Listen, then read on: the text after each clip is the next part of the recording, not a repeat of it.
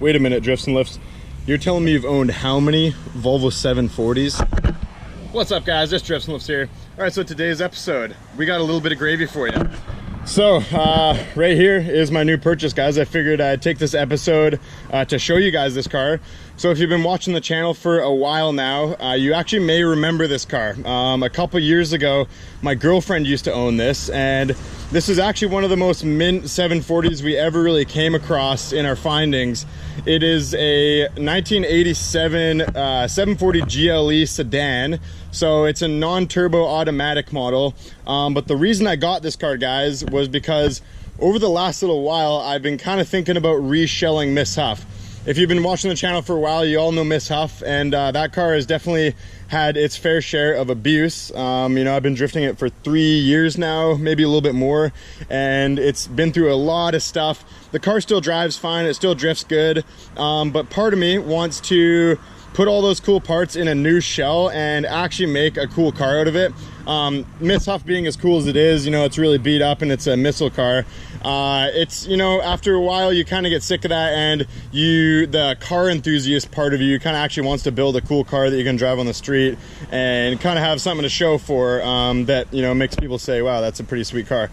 So anyways, guys, this car, the reason I say it was one of the most mint cars that we've ever came across was because it was honestly super minty, super low kilometers. So when we picked this up a couple years ago, this had 138,000 kilometers on it, and now it only has 150. So this car is a 1987, so generally these ones are prone to rust, but this car is absolutely rust free. I checked the whole undercarriage of it, crawled under there. There's no rust to be seen on this thing. So it was basically used as you know, a daily driver for some old woman in North Vancouver, and apparently she was scared of driving over the bridge, so she never drove it out of North Vancouver. The thing literally just putted around North Vancouver, BC, Canada for years and years. So we bought it back in the day. My ex-girlfriend, yeah, I think I already said this, $600. So it was pretty fair at the time. The heater core was blown. Currently the car is not running, so I'm not sure if I'm gonna even bother getting it running before we start pulling stuff off it and you know, putting new parts into it and that kind of thing. Or if I'm just gonna swap the motor from Miss Huff right in with all the ECU and that stuff, and then we'll just get it on the road once we have everything all built. So let's take a little walk around, check out the car, guys. This is so these pinstripes, I'll say this right now, are plasti dip. So luckily I'm able to take this off. I don't know how hard that's gonna be or what kind of chemical I should use. If you guys have a trick for getting poorly applied plasti dip off, I guess I can kind of just like wipe it off with my finger more or less. But yeah, the paint on this car is honestly one of my favorite colors of all time as far as Volvo 740s go. So the only damage or, you know, issue with the cosmetics on this car is actually this door. So it got a scrape on it. I actually have a very, very closely matching passenger rear door sitting in my basement that'll almost line up with this color. I think it's going to be slightly off, just a slight bit too dark, but I do have some painter buddies, so when the time comes, maybe we can actually, you know, whatever, make it actually look all linear with the rest of the car and have it looking like a pretty nice clean car. So let's take a look in the interior, guys. This was kind of cool how I came about this car. Usually, you know, a lot of the times I find these Volvo 740s on Craigslist and Marketplace and stuff like that. Then there's the other half of it, and a lot of them come to me through friends and, you know, people emailing me, or maybe subscribers of the channel, people that watch my videos and want to see their 740 essentially get abused on my YouTube channel.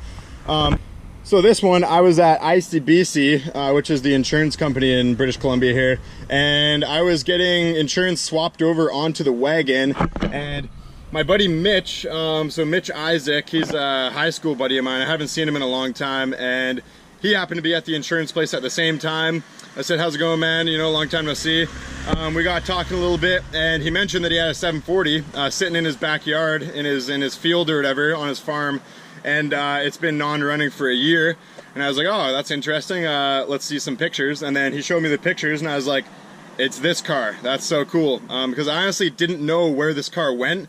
I sold it, or sorry, well, my girlfriend sold it to our buddy's dad. He didn't even put it in his name. He did a bit of work on it, got it running, sold it to them. And so actually Mitch and his brother the plan was to take this on the Gambler 500. If you guys know that, that's a, you know, it's a off-road race with beater cars, and you don't treat them very nicely and you wreck them essentially. So somehow this car did survive. I think they did like one leg of the Gambler. They didn't finish it for some reason. I think something died on them halfway through the Gambler, causing them not to be able to finish it, which is kind of dope. So this car almost like saved itself in that sense, because, you know, I'm really stoked that nothing, you know, too out of the ordinary happened to this car as far as damage and stuff like that goes. There's a little bit of paint missing, maybe a small dent on the bumper, but not even. It's pretty straight still. So anyways, guys, let's take a look over here. It actually has European headlights on it, so it is a 1980s car, but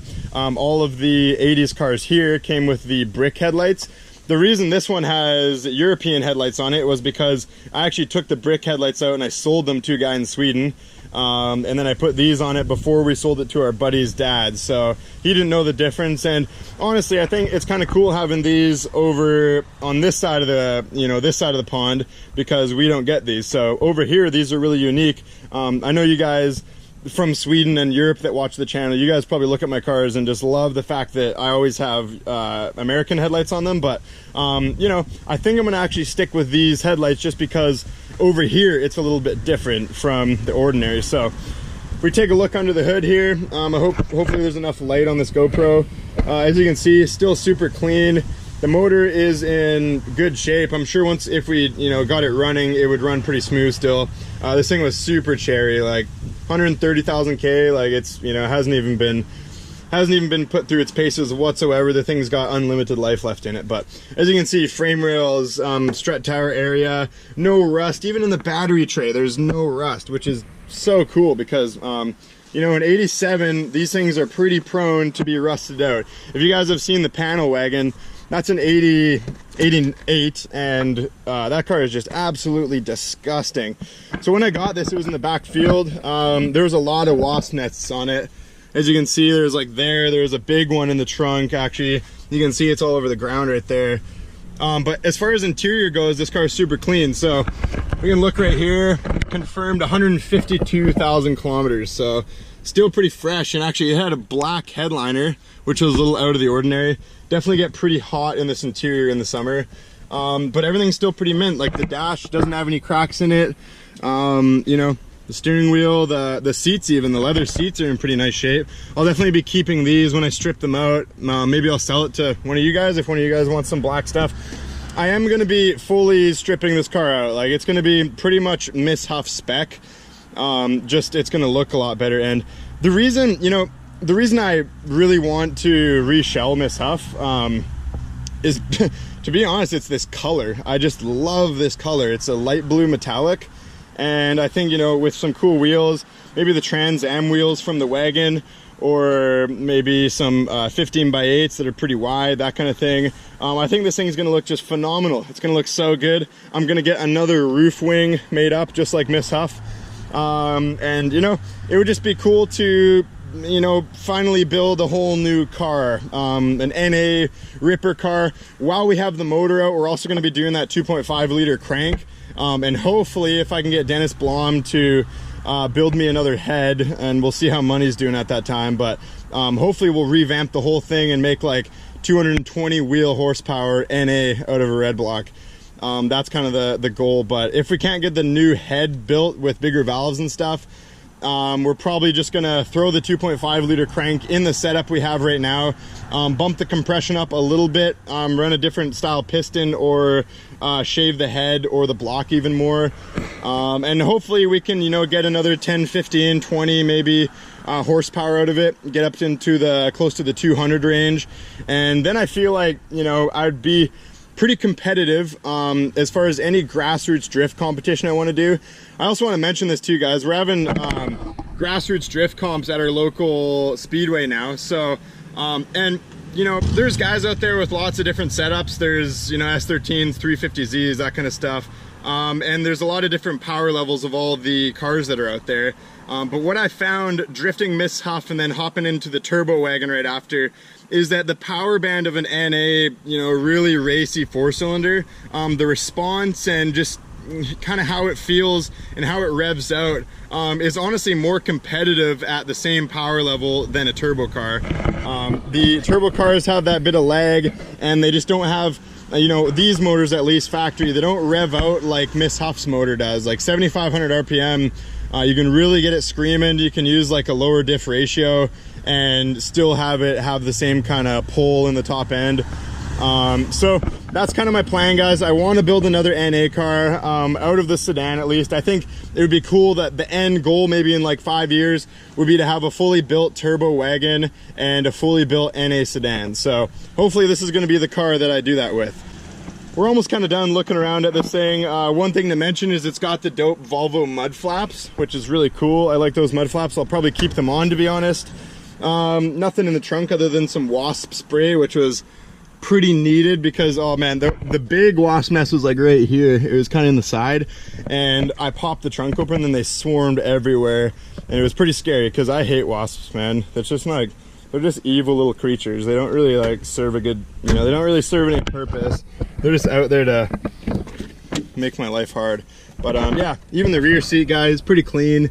You know, what I'm telling you, when we got this car back in the day, you guys may remember the video even, but the thing was just freaking mint. It was so minty, and you know, it's really cool that I'm able to get it back in my possession and you know, build a car out of it. So I'm pretty stoked, guys. That's pretty much a wrap up of the video. I just wanted to show you guys the new purchase. We got a 410 rear end right here, actually, which is gonna end up going in this car. I think this has like a 391 or maybe a 373 or something like that right now. But if we're gonna be running Miss Huff's motor setup, we're definitely gonna be running the 410 rear end. Have it, you know, as low gear ratio as possible. I guess while we're here, I'll just mention these wheels. There's some weird 5x108 wheels. They're not that cool, to be honest. They're just like a 5-spoke, but they are 16, sorry.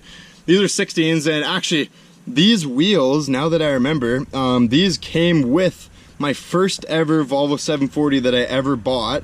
I kept them around for a while, and they're in my garage, and I happened to put them on this car before I sold it, I guess, or I guess I put them on for my ex-girlfriend just so she could look a little bit cooler than the stock factory wheels. And yeah, so now they're back in my possession, and it's pretty cool, guys. So yeah, lots of stuff. We're gonna have a lot of work ahead of us. You know, first I'm gonna strip down Miss Huff and take all the parts off it, completely part that thing out. Then we're gonna scrap it because I only have a certain amount of room here in my, you know, my townhouse over there. And then we're gonna be pulling this car into the garage, and it's gonna be weeks of just stripping stuff out and putting new parts in. So it's gonna be a lot of work, but the final outcome is gonna be really sick, and I'm hoping to make a pretty cool car out of it. So anyways, guys, I'll leave you there. Lots of stuff to come for the channel. We have tons of drift events coming up. We're drifting almost every second weekend, and if we wanted to, we could drift almost every weekend because they have 2 event organizers going at the same time now, like twice a week. It's crazy. So you know, that's why you guys haven't seen a whole lot of street drifting on the channel. You know, I like street drifting, but the risk to reward ratio is pretty low. And you know, it's nice to have a driver's license, and cops really don't like you street drifting. And in our town, Chilliwack, BC here, there's not that many good spots where you can do it like safely for a long period of time. Like, you can't go and sesh a spot for half an hour. Pretty much any spot in the town, you're gonna get caught if you wait there that long. So you know, we have the track now, and it's hard to bring myself to want to go do illegal stuff when I can be out on the track, you know, for basically like $70 track fee, which is pennies on the dollar for how much fun you're having. Compare that to like a theme park ride or something. I have way more fun at a drift event, drifting my own car, for 70 bucks, and you know, you'd spend that doing tons of day outings or whatever. So yeah, guys, so yeah, stay tuned and like and subscribe for big Volvo nipples. Peace out.